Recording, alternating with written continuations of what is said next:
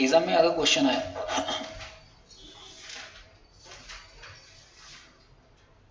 How can a partners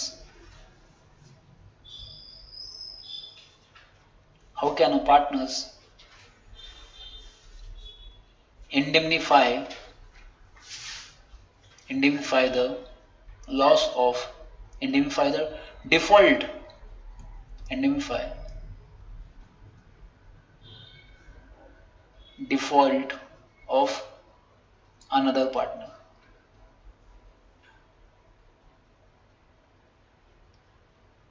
CM वाले बोलेंगे sir सबसे आप बोल रहे हो डिक्टेट को हम लिखते हैं, नहीं सीएम वाले आपको भी लिखना पड़ेगा, आपको भी आता है. How can a partners identify the default of another partner.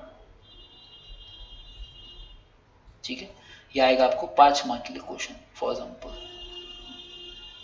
CME भी आ सकता है, सीएमई भी आ सकता है.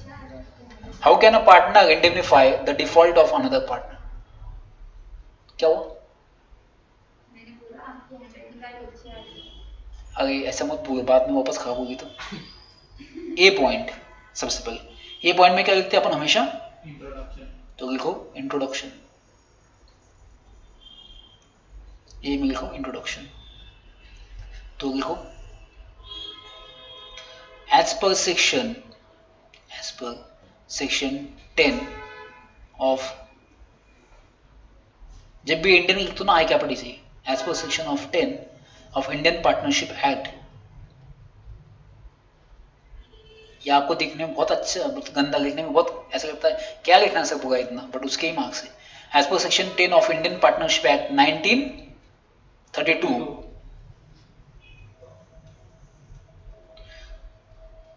partners have the options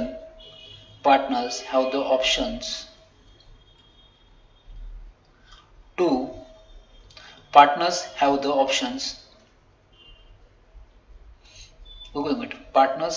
following options. Partners have the following options. अब सबसे पहले इंट्रोडक्शन हुआ, as per the section 10 of the Indian partnership act partners have the following options. अब उसमें लिखो a first point, partners can indemnify partners can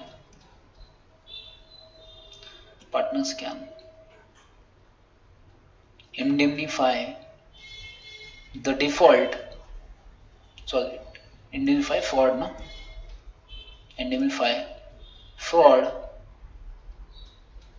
and divide the liability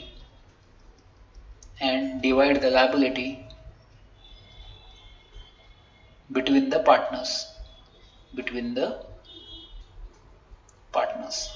Partners can indemnify the fraud and divide the liability between the partners. ये एक option. उसके बाद यहाँ पे लिखो ऑल, ऐसे ऑल करके अंडरलाइन करना उसको, क्योंकि एग्जामिनर को भी समझना चाहिए ऑल, दोनों में से एक ऑप्शन है. एंड मत लिखना, एंड मतलब दोनों एक्सरसाइज करना है, नहीं ऑल. और अंडरलाइन करने का जानबूझ के, एग्जाम को देखने में अच्छा लगता है. या आप इसकी जगह यहाँ और डालने की जगह और थोड़ा पेपर अपने को बड़ा करना है आंसर्स, तो एक लाइन छोड़ के और डालो, उसका अंडरलाइन वापस नीचे वाली लाइन में आ जाओ, अपने पास बहुत बड़ा पेपर है. Second, next, partners can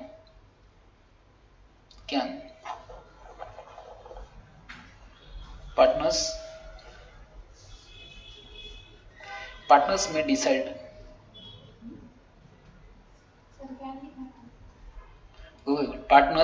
decide partners may decides all the liability has been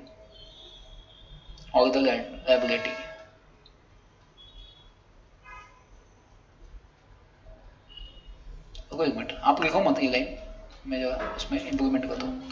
partners में decide all the liability should pay by the defaulting partners, defaulting partner, defaulting partner.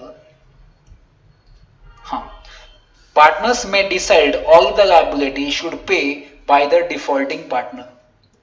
ऐसा आप डिसाइड कर सकते हो कि ये जो decide all the liability should pay by the defaulting partner, जिसने डिफॉल्ट किया उसने ही पे करना चाहिए। ये आपके पास ऑप्शन है, आपने इंट्रोडक्शन में डाल दिया बी। ठीक है, यहां तक वो, हाँ हाँ यहां तक बी। अभी आपने पास लिखने की और क्या, अब डिफॉल्ट एक तो मिसयूज पावर की वजह से भी हो सकता है, हाँ, तो अपन ये भी लिख सकते हैं in case if partner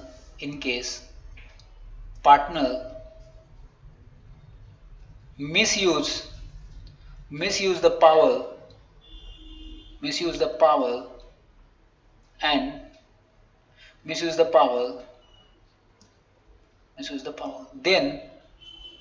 then any one partner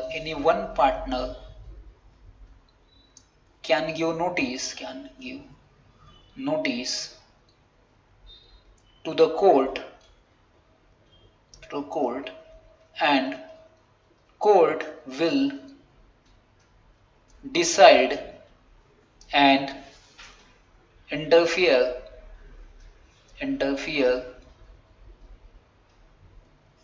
in the business. If in case if partners misuse the power, then any one partner can give a notice to the court and court will decide and interfere in the business. ये B आपने इसको दे दिया। Fraud हुआ तो मतलब misuse तो कुछ हुआ ही होगा। सी में अपना लास्ट कंक्लूजन। सर सेक्शन 12 का पॉइंट था ना, सेक्शन 12 का था वो मिसयूज का, अगर याद आया तो लिखो, नहीं याद आया तो भी चलेगा। So question, how can a partner indemnify the defaulter? तो सेक्शन 10 का वैसा लिख सकते सर पॉइंट। हाँ, सेक्शन कौन सा है सर? आप अभी अपन सेक्शन 10 का लिख रहे हैं आंसर। नहीं कोई पॉइंट, सेक्शन 10 ही ना अपना अभी का, हाँ। सही है ना सेक्शन? हाँ सेक्शन 10 जो अपन ने अभी लिखा है ना वो इसका है ना, 12th का है। हाँ 12th का है, कंडक्ट ऑफ बिजनेस। वो अगर आपको सेक्शन याद है कंडक्ट ऑफ बिजनेस का सेक्शन तो डाल सकता है, ऐसा कोई नहीं है, याद आया तो। प्रॉब्लम नहीं है सर, क्वेश्चन 10 का पूछे 12 का पॉइंट उठा दिया नहीं, ऐसा कुछ नहीं। आंसर्स लिखने का कोई लिमिटेड ये नहीं होता कि आपने इतना लेना चाहिए। अब देखो बात किसकी चल रही है, फ्रॉड की। जब बात फ्रॉड की तो मिसयूज की भी होनी चाहिए ना। मिसयूज में करने का पर्पज क्या है? यूज करा तो अच्छा है, बट मिसयूज किसके लिए करोगे? फ्रॉड के लिए ना, कुछ इंटेंशन के लिए, तो मिसयूज भी उससे कनेक्टेड है ना। तो आप मिसयूज का भी उसमें एक्सप्लेन कर दो ना। नहीं पूछा उसने, बट अपने पास तो 5 मार्क है ना, है नॉलेज तो क्यों वेस्ट करने का, है नॉलेज तो एक्सप्लेन कर दो। लास्ट में conclusion, act of one partner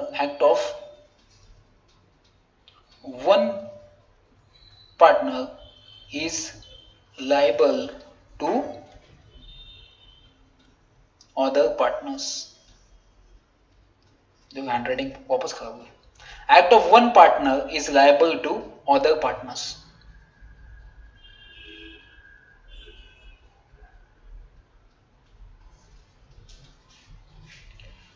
hence therefore म्हणून मतलब अपन कहते हैं कि इसकी hence therefore in case of fraud partners have the option to indemnify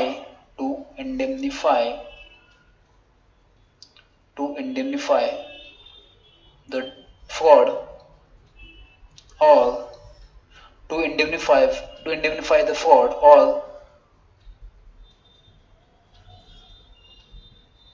or claim to the defaulting partner or claim to the defaulting partner, defaulting partner, ठीक है। तो conclusion होगा कि act of one partner is liable to other partners, hence therefore in case of fraud partner have the option to indemnify the fraud और claim to the defaulting partner. तो आपका 5 mark का ऐसा क्वेश्चन आ जाता है तो that are the sufficient answer. तो 5 में से आपको 4 मार्क डेफिनेटली मिलेगी, क्योंकि एग्जामिनर वही चाहता है कि आपको पूछा है मैंने डिफॉल्ट ये फ्रॉड का, बट मिसयूज भी क्या है उसी कनेक्टेड है। मिसयूज करना मतलब फ्रॉड के लिए मिस करते हैं ना अपन मिसयूज, तो आप डाल दो ना, अपने पास नॉलेज है ना। वैसी अगर आप सिर्फ यहां तक लिखते हो तो कितना आंसर, देखो कितना ही आंसर होता। और 5 मार्क के लिए आपको 2 मार्क देता आपको डेफिनेटली, इसके 2.5 मार्क देता, बट अपन ने एक्स्ट्रा दिया ना उसको यहाँ पे, है ना। अब ये उससे कनेक्टेड ना, तो आपको 1 मार्क एक्स्ट्रा। बच्चे जो होंगे ना नॉर्मल, वो यहां तक आंसर आएगा उनका, बस 5 मार्क के 2 ही मार्क मिलेंगे। फिर टोटल कितनी होती है पता है, 40 42 बच्चे फिर फेल होते हैं उसी रीजन की वजह से। जब टोटल एग्रीगेट में ही बच्चे मैक्सिमम फेल होते हैं, 50 मार्क तक नहीं जा पाते, 60 मार्क तक, 42, इसी की वजह से। एडवांस लिखो थोड़ा अच्छा, अपने पास है ना, अपन पढ़ा है ऑलरेडी, तो क्यों वो कहा करने का अपने को। एग्जीक्यूटिव में सेकंड इंटरमीडिएट में थोड़ी काम आने वाला है, अपने को यही पे यूज करना है ये सब चीजें, तो यही पे यूज करोगे ना उसको। फिर कंक्लूजन डाल दो, हो गए 5 मार्क का आंसर रेडी।